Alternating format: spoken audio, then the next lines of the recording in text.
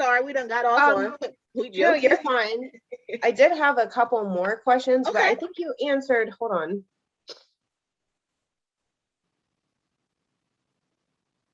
Okay, so you already answered my number 8 question. So the next question I had after your testimony was, what advice would you give to women or men who are or were in your situation before Jesus saved you? Like, Oh, now, that's like good. that you're saved, like what would you give these people who struggle with the addiction, who struggle with the lust, who struggle with the marijuana use and alcohol and the men? Like, what would you say to them?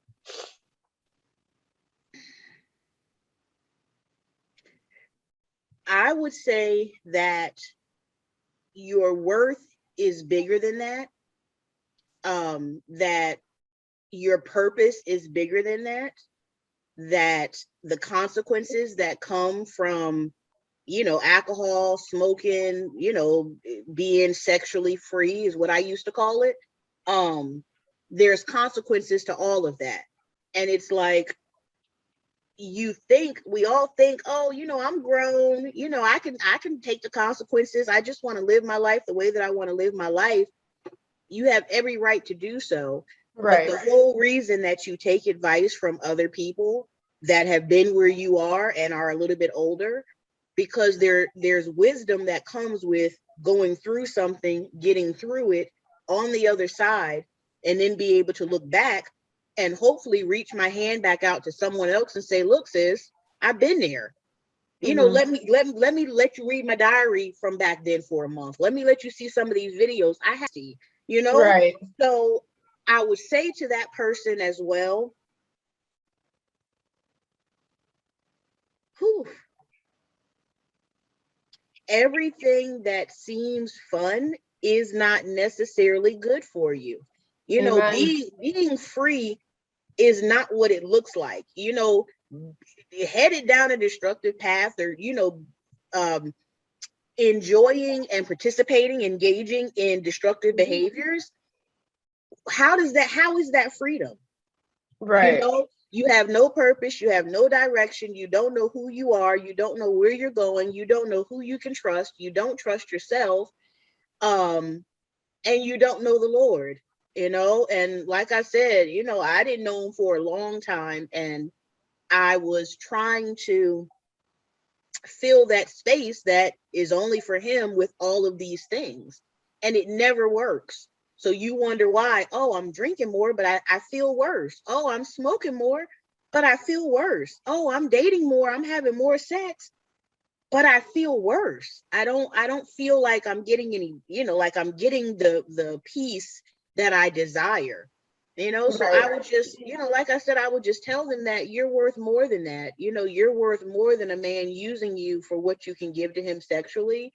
You're worth more than taking a chance, getting an STD or getting pregnant, or, Mhm. you know, dating someone, that not even dating, but just going on a date and a dude tries to kill you or rape you, which has almost happened to me. And I'm Right. talking about in my 30s. This isn't in my 20s where I'm still learning. I'm a grown woman in my 30s and almost got raped and kidnapped at a hotel. Right. So it's like you have to make decisions. You can't follow your heart. No, the heart is Because deceitful above heart is all deceitful else. above all else, so it's like, I just want to follow my heart. I just want to do what my heart tells me. It's like Yeah. your heart will lead you astray every single time. Yep. I would also tell those individuals, seek the truth, because as long as you are okay with living a lie or living in a lie, it'll always be somebody there, and even your own, conscious, or really just your brain, telling you that what you're doing is okay.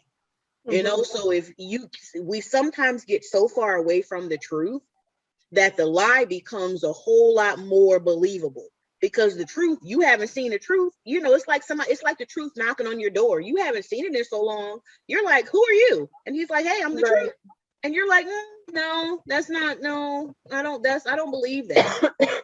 So that would be my advice for those individuals. Know your worth and really take a hard look at yourself, because I used to do a lot of self-assessments Hmm. throughout my life, just sitting down and kind of figuring out where I'm at, you know, where am I going? And I didn't always come up with answers, but I at least was learning myself.